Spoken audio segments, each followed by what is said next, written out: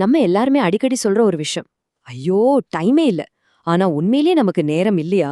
இல்ல நம்ம நேரத்தை வேற ஏதோ ஒன்னு திருடிட்டு இருக்கா? ஜேக் நாப், ஜான் ஜெராட்ஸ்கி இவங்க 2 பேரும் எழுதின மேக் டைம் புத்தகத்தை வச்சு நம்ம நேரத்தை எப்படி திரும்ப கொண்டு வர்றதுன்னு தான் நாம இப்ப பார்க்க போறோம். கொஞ்சம் யோசிச்சு பாருங்களேன். போன மாசம் என்ன பண்ணீங்கன்னு கேட்டா, இல்ல அதுக்கு முந்தின மாசம் டக்குன்னு ஞாபகம் வருதா? நிறைய பேருக்கு வராது. ஏன்னா திடீர்னு பார்த்தா 2-3 மாசம் அப்படி காத்துல கரைஞ்சு போன மாதிரி இருக்கும். நாட்கள் போயிட்டே இருக்கு, வேலையும் செஞ்சுட்டு தான் இருக்கும். ஆனா மனசுல நிக்கிற மாதிரி, ஆஹா இத சாதிச்சோம்னு சொல்ற மாதிரி ஏதோ நடக்கல. இந்த ஃபீலிங் உங்களுக்கு வந்திருக்கா? இது ஏதோ நம்மளோட கற்பனை மட்டும் இல்லைங்க. இந்த புத்தகத்தோட ஆசிரியர் ஜான் ஜெராட்ஸ்கி ஒரு நாள் காலையில இப்படிதான் ஃபீல் பண்ணிருக்காரு. என்னடா அது, கடந்த 2 மாசம் நம்ம வாழ்க்கையில இருந்து அப்படியே எரேஸ் பண்ண மாதிரி இருக்கேன்னு. காரணம், ஒரே பரபரப்பான வேலை, விடாம வர நோட்டிஃபிகேஷன்ஸ், அடுத்தடுத்து மீட்டிங்ஸ்னு ஒரு பெரிய சுடலுக்குள்ள அவர் மாட்டிட்டாரு. இதைத்தான் அவர் ரொம்ப அழகா காணாமல் போன மாதங்கள் அப்படின்னு சொல்றாரு. நம்ம நேரத்தை முழுங்குற முதல் அசுரன் அதுதான் இந்த பிஸி பேண்ட் வேகன். அதாவது நான் ரொம்ப பிஸி அப்படின்னு சொல்றதே ஒரு கெத்தா நினைக்கிற கலாச்சாரம். யோசிச்சு பாருங்க, நம்ம கேலண்டர் முழுக்க மீட்டிங்ஸ், இன்பாக்ஸ்ல 100கணக்கான மெயில்ஸ், செய்ய வேண்டிய வேலைன்னு ஒரு பெரிய லிஸ்ட், இதெல்லாம் இருந்தாதான் நாம ரொம்ப ப்ரொடக்டிவா இருக்கோம்னு ஒரு தப்பான நினைப்புல இருக்கோம். ஆனா உண்மை என்ன தெரியுமா? நாம ப்ரொடக்டிவா இல்ல, வெறும் ரியாக்ஷன் மோட்ல தான் இருக்கோம். எது வந்தாலும் அதுக்கு பதில் சொல்லிட்டே இருக்கோம், அவ்வளவுதான். அடுத்த அசுரன், ஈவன் பேரு இன்ஃபினிட்டி பூல்ஸ், அதாவது முடிவே இல்லாத நீச்சல் குளம் மாதிரி. நம்ம போன்ல இருக்கிற Instagram, Facebook, YouTube, news apps, இது எல்லாமே இன்ஃபினிட்டி பூல்ஸ் தான். நீங்க உள்ள ஒரு தடவை போயிட்டீங்கன்னா போதும், ஸ்க்ரோல் பண்ண பண்ண புதுசு புதுசா கண்டென்ட் வந்துகிட்டே இருக்கும். அதுக்கு ஒரு முடிவே கிடையாது. நம்ம நேரத்தை மணிக்கணக்கில் திருடணுங்கிறதுக்காகவே ரொம்ப புத்திசாலித்தனமா இதை டிசைன் பண்ணிருக்காங்க. ஆனா இதுல ஒரு செம ட்விஸ்ட் என்ன தெரியுமா? இந்த மாதிரி இன்ஃபினிட்டி பூல்ஸ் உருவாக ஒரு முக்கிய காரணமா இருந்த கூகுள்ல வேலை பார்த்தவங்க தான் இந்த புத்தகத்தோட ஆசிரியர்கள். ஆமாங்க, ஜிமெயில், யூடியூப் மாதிரியான ப்ராடக்ட்ஸை உருவாக்குன டீம்லயே இவங்களும் இருந்திருக்காங்க. அதாவது இந்த சக்கரவியூகம் எப்படி வேலை செய்யுதுன்னு இவங்களுக்கு அத்துப்படி. இப்போ அந்த சக்கரவியூகத்தை எப்படி உடைக்கிறதுன்னு இவங்களே நமக்கு வழி சொல்றாங்க. செமையால? சரி, ஒரு ஆப் எப்படி நம்மள இந்த அளவுக்கு அடிக்ட் ஆகுது? இது ஏதேச்சியா நடக்கிற ஒரு விஷயம் கிடையாது. இதுக்கு பின்னாடி ஒரு பெரிய சைக்காலஜி, ஒரு பெரிய சயின்ஸே இருக்கு. அதை நாம முதல்ல புரிஞ்சுக்கணும். அப்போதான் அதுல இருந்து வெளியே வர்றதுக்கான வழியும் நமக்கு தெரியும். இதுக்கு ஒரு 4 முக்கியமான காரணங்கள் இருக்கு. முதல்ல, இந்த ஆப்ஸ் உருவாக்குறவங்க சும்மா இல்ல, பயங்கர திறமைசாலிங்க. அவங்க வேலைய அவ்வளோ நேசிச்சு செய்றாங்க. 2வது, டெக்னாலஜி ராக்கெட் வேகத்துல வளர்றதால இந்த ஆப்ஸ் எல்லாம் இன்னும் பவர்ஃபுல்லா, நம்மள இன்னும் ஈஸியா அடிக்ட் ஆக்குற மாதிரி அப்டேட் ஆகிட்டே இருக்கு. 3வது, உங்க நேரத்துக்காக இன்ஸ்டாகிராமும், நெட்ஃபிளிக்ஸும், நியூஸ் ஆப்ஸும் ஒன்னோடு ஒன்னு போட்டி போடுது. கடைசியா, ரொம்ப முக்கியமா, நம்ம மூளை இன்னமும் ஒரு குகை மனிதனோட மூளை மாதிரி தான் யோசிக்குது. எப்பவுமே புது விஷயத்தை தேடும், கவனத்தை சிதறடிக்கும். இந்த ஆப்ஸ் நம்ம மூளையோட இந்த வீக்னஸ் சரியா கேட்ச் பண்ணி யூஸ் பண்ணிக்குது. சரிப்பா, இவ்ளோ பிரச்சனைகள் இருக்கு, இதுக்கு தீர்வு தான் என்ன? பயப்படாதீங்க, 100 பக்கம் பிளான்லாம் எதுவும் கிடையாது. ரொம்ப ரொம்ப சிம்பிளான 4 ஸ்டெப் இருக்கிற ஒரு சிஸ்டமை தான் இவங்க நமக்கு சொல்றாங்க. இந்த சிஸ்டம் நம்ம ஒவ்வொரு நாளையும் நம்ம கண்ட்ரோல்குள்ள கொண்டு வரதுக்கு கண்டிப்பா உதவும். அந்த 4 ஸ்டெப்ஸ் இதுதான். 1, ஹைலைட், அன்னைக்கு நீங்க செய்ய போற ஒரே ஒரு முக்கியமான விஷயம். 2, லேசர், மத்த எல்லா டிஸ்ட்ராக்ஷனையும் ஒதுக்கிட்டு அந்த ஹைலைட் மேல லேசர் மாதிரி ஃபோக்கஸ் பண்றது. 3, எனர்ஜைஸ், நம்ம உடம்புக்கும் மூளைக்கும் தேவையான சக்தியை கொடுக்கறது. கடைசியா 4, ரிஃப்ளெக்ட், நாள் கடைசியில ஒரு நிமிஷம் உட்காந்து இன்னைக்கு என்ன ஒர்க் அவுட் ஆச்சு, என்ன ஆகலன்னு சின்னதா ஒரு பார்வை பார்க்கறது. அவ்வளவுதான். ஓகே, இப்போ ஸ்டெப்பான ஹைலைட்குள்ள கொஞ்சம் டீப்பா போலாம். இதுதாங்க இந்த முழு சிஸ்டத்துக்கும் பேஸ்மெண்ட். ஒவ்வொரு நாளும் 100 வேலைய பத்தி யோசிக்காம அந்த ஒரு முக்கியமான விஷயத்த மட்டும் செலக்ட் பண்றது.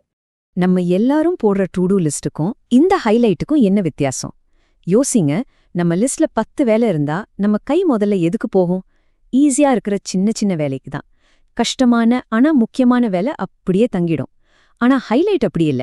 இன்னைக்கு நான் இந்த ஒரு விஷயத்த மட்டும் முடிச்சிட்டேன்னா இந்த நாள் ஒரு சக்சஸ்ஃபுல்லான நாள் அப்படின்னு நமக்கு மனநிறைவு கொடுக்கற அந்த ஒரு வேலையை செலக்ட் பண்றது தான் ஹைலைட். அது 1 மணி நேர வேலையா இருக்கலாம், இல்லைன்னா 1.5 மணி நேர வேலையா இருக்கலாம். ஆனா அதுதான் அந்த நாளோட ஹீரோ. ஒரு ஹைலைட்டை செலக்ட் பண்றதுக்கு எவ்வளவு நேர்மையும் தைரியமும் தேவைங்கிறதுக்கு இது ஒரு பவர்ஃபுல்லான உதாரணம். ஆசிரியர் ஜேக் அவரோட புத்தகத்தை எழுதி முடிக்கிறத ஹைலைட்டா வச்சிருந்தப்ப அவரோட குடும்பத்தையே 2வது இடத்துக்கு தள்ளினதா சொல்றாரு. என்னது, குடும்பத்தை 2வது இடத்துக்கான்னு கேட்டவே ஷாக்கிங்கா இருக்குல்ல? ஆனா இதோட அர்த்தம் குடும்பத்தை ஒதுக்குறதில்ல, அந்த குறிப்பிட்ட நேரத்துல எதுக்கு முன்னுரிமை கொடுக்கணும்னு தனக்கு தானே நேர்மையா இருந்துகிட்டது. அதுதான் இங்க முக்கியம். சூப்பர்! உங்க ஹைலைட்ட செலக்ட் பண்ணியாச்சு. அடுத்து என்ன? அதை செஞ்சு முடிக்கணும். அதுக்கு நமக்கு என்ன தேவை? ஒரு லேசர் மாதிரியான ஃபோக்கஸ். இங்க தான் நம்மளோட 2வது ஸ்டெப் உள்ள வருது. லேசர் மோட்னா என்ன? சிம்பிள். நம்மள சுத்தி இருக்கிற எல்லா டிஸ்ட்ராக்ஷனையும் ஆஃப் பண்ணிட்டு நம்ம முழு கவனத்தையும் முழு சக்தியையும் நம்ம ஹைலைட் மேல திருப்புறது. நம்ம ஃபோனை சைலண்ட்ல போடுறது, நோட்டிஃபிகேஷன்ஸை ஆஃப் பண்றது, கம்ப்யூட்டர்ல தேவையில்லாத டேப்ஸை க்ளோஸ் பண்றதுன்னு சின்ன சின்ன விஷயங்கள் மூலமா நம்ம கண்ட்ரோலை நம்ம கையில எடுக்கிறது தான் இந்த லேசர் மோட். இந்த லேசர் மோட்க்கு ஹெல்ப் பண்ற ஒரு சூப்பரான டூல் தான் இந்த டைம் டைமர். இதுல என்ன ஸ்பெஷல்னா, இது நேரத்தை வெறும் நம்பரா காட்டாம கண்ணுல காட்டுது. இந்த சிகப்பு கலர் டிஸ்க் கொஞ்சம் கொஞ்சமா குறையறத பாக்கும்போது, அடடா நேரம் போயிட்டே இருக்கேன்னு நமக்கு ஒரு உணர்வு வரும்.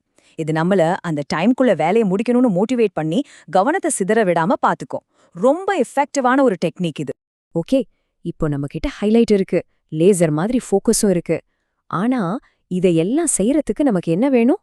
எனர்ஜி, சக்தி வேணும் இல்லையா? அதுதான் நம்மளோட 3வது ஸ்டெப். நம்ம மூளை ஒரு பேட்டரி மாதிரி தாங்க. அதை சரியா சார்ஜ் பண்ணா மட்டும்தான் அது பெஸ்டா வேலை செய்யும். நிறைய பேர் என்ன நினைக்கிறோம்னா, ராத்திரி பகலா கண்ணு முழிச்சு உடம்பு சோர்வாகிற வரைக்கும் வேலை செஞ்சாதான் நாம பெரிய ஆளுன்னு. அது சுத்தமா தப்பு. நல்லா ரெஸ்ட் எடுத்த மூளையால மட்டும்தான் கிரியேட்டிவா யோசிக்க முடியும். நீங்க குறைஞ்ச நேரம் வேலை செஞ்சாலும் சரி, ஆனா முழு எனர்ஜியோட செஞ்சீங்கன்னா அதோட ரிசல்ட் பல மடங்கு அதிகமா இருக்கும். இதுதான் அவங்க சொல்ற முக்கியமான விஷயம். இந்த 2 படத்தையும் கொஞ்சம் பாருங்க. லெஃப்ட்ல இருக்கிறது ஒரு நார்மல் நாள்ல நம்ம கவனம் எப்படி ஒரு குரங்கு மாதிரி அங்கேயும் எங்கேயும் தாவிக்கிட்டே இருக்குன்னு காட்டுது. இப்போ ரைட் சைட்ல பாருங்க, வெறும் 10 நிமிஷம் மெடிடேஷன் பண்ணதுக்கு அப்புறம் நம்ம கவனம் எவ்ளோ அமைதியா, ஸ்டேபிளா, ஃபோக்கஸ்டா இருக்கு பாத்தீங்களா? அந்த 10 நிமிஷம் டைம் வேஸ்ட் ஆன மாதிரி நமக்கு தோணலாம், ஆனா அதுக்கப்புறம் கிடைக்கிற ஃபோக்கஸோட குவாலிட்டி பல மடங்கு அதிகம். நம்ம எனர்ஜியை பூஸ்ட் பண்ண இன்னும் சில சிம்பிளான வழிகள் இருக்கு. ஜங்க் ஃபுட் எல்லாம் தள்ளி வச்சுட்டு நட்ஸ், பழங்கள்னு நல்ல உணவா சாப்பிடுறது. நாள் முழுக்க ஒரே இடத்துல உட்காராம அப்பப்போ எழுந்து கொஞ்சம் நடக்கிறது. சாயங்காலத்துக்கு மேல காஃபி குடிக்கிற பழக்கத்தை நிறுத்துறது. இந்த மாதிரி சின்ன சின்ன மாற்றங்கள் நம்ம எனர்ஜி லெவல்ல ஒரு பெரிய வித்தியாசத்தை கொண்டு வரும். ஒரு ரொம்ப முக்கியமான விஷயம், இந்த மேக் டைம் சிஸ்டத்தை ஒரு எக்ஸாம் மாதிரி பார்க்காதீங்க. இதுல ஃபெயில், பாஸ்னு எதுவுமே கிடையாது. சில நாள் நீங்க சூப்பரா செய்வீங்க, சில நாள் கொஞ்சம் சொதப்புவீங்க. அதெல்லாம் ஓகே, பரவாயில்ல. இங்க முக்கியமான விஷயம் பெர்ஃபெக்ஷன் கிடையாது. ஒவ்வொரு நாளையும் அப்படியே போகிற போக்குல வாழாம, இன்னைக்கு நான் இதுக்கு தான் நேரம் ஒதுக்க போறேன்னு ஒரு இன்டென்ஷனோட, ஒரு நோக்கத்தோட வாழ்றதுதான் அசல் பாயிண்ட். நம்ம எல்லாருக்குமே மனசுக்குள்ள ஒரு ஆசை இருக்கும். ஒரு புத்தகம் எழுதணும், ஒரு புது மொழி கத்துக்கணும், இல்ல அட்லீஸ்ட் நம்ம குடும்பத்தோட இன்னும் கொஞ்சம் அதிகமா நேரம் செலவழிக்கணும்னு. ஆனா இதையெல்லாம் எப்பவாச்சும் டைம் கிடைக்கும்போது பாத்துக்கலாம் அன்னு தள்ளி போட்டுட்டே இருப்போம். ஆனா உண்மை என்ன தெரியுமா? அந்த எப்பவாச்சுங்கிற ஒரு நாள் வரவே வராது. நாம தாங்க அதுக்கான நேரத்தை உருவாக்கணும், வெயிட் பண்ணக்கூடாது. அப்போ உங்களுக்கான கேள்வி இதுதான். நாளைக்கு உங்களோட ஹைலைட் என்னவா இருக்க போகுது? நாளைக்கு எந்த ஒரு விஷயத்துக்காக நீங்க நேரத்தை ஒதுக்க போறீங்க? எந்த ஒரு வேலையை செஞ்சு முடிச்சா நாளைக்கு ராத்திரி நீங்க ஒரு மன நிறைவோட தூங்க போவீங்க? அந்த ஒரு விஷயம் அது என்ன? இப்பவே யோசிக்க ஆரம்பிங்க. உங்க நாளை நீங்களே டிசைன் பண்ணுங்க.